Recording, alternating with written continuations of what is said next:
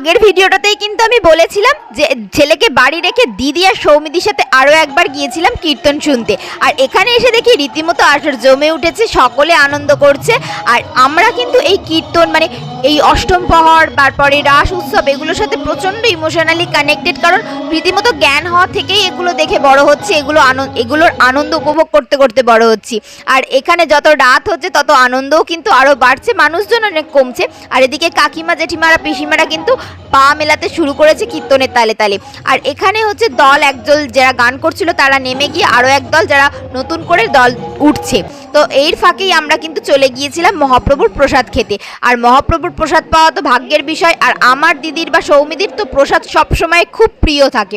তারপর প্রসাদটা খেয়ে আমরা কিন্তু একেবারেই বাড়ি চলে যাইনি, রাতে আরও অনেক আনন্দ করেছি। সেটা জানতে হলে দেখতে হবে পরের পার্টটা। আর ভিডিওটা ভালো লাগলে ততক্ষণ লাইক শেয়ার এন্ড সাবস্ক্রাইব করতে হবে। টাটা।